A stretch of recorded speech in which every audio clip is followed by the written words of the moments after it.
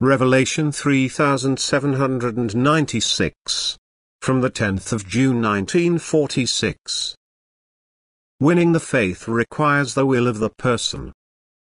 Everyone seeks to shape himself according to my will and desires strength and grace from me. Then his soul will be saved for eternity, for with his prayer to me for strength and grace his will has become active, which is turned towards me and which I now grasp and eternally no longer let sink back. And therefore the turning of his thoughts towards me is inevitably necessary. This is why he has to acknowledge me first, or he would not ask me in his thoughts. And thus he must believe in me, that I am and have power and strength in order to be able to distribute them. The belief in a being full of power and strength is therefore the first thing the human being must possess if his soul is not to perish for eternal times. And this faith can be gained by anyone who seriously reflects on himself and his relationship to the whole of creation. Just as he has to attribute meaning and purpose to everyone, even to the smallest work of creation, he will also not be able to deny the meaning and purpose of his own earthly existence, for this certainty will definitely come to him through serious reflection about himself.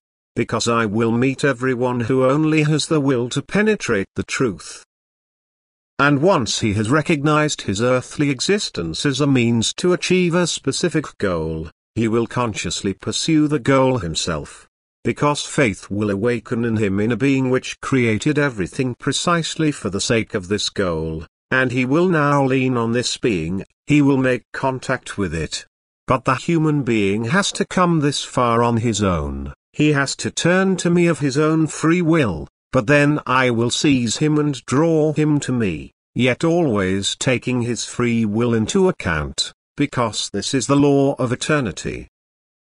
The gift of intellect and the influence of spiritual beings of light are constant help to gain faith in me, and if the human being's will does not resist, the human being's development will progress irrevocably, for faith will then drive him to prayer, to thoughts turned towards me, and I can now provide him with abundant strength and grace.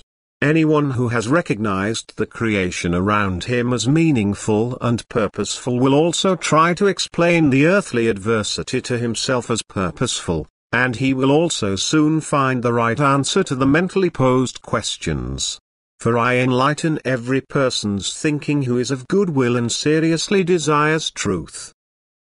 And he will only find confirmation in the adversity of what he receives as a mental answer. The adversity will no longer be incomprehensible to him.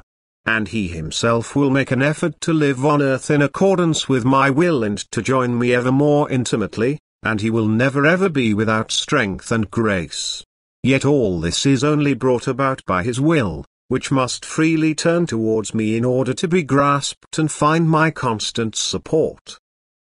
But the will only becomes active when the human being has gained faith in me as creator and sustainer of all that is.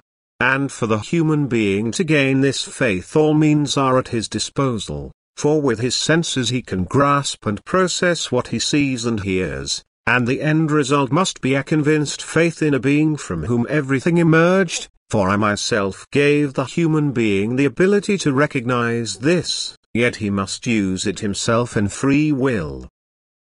Amen.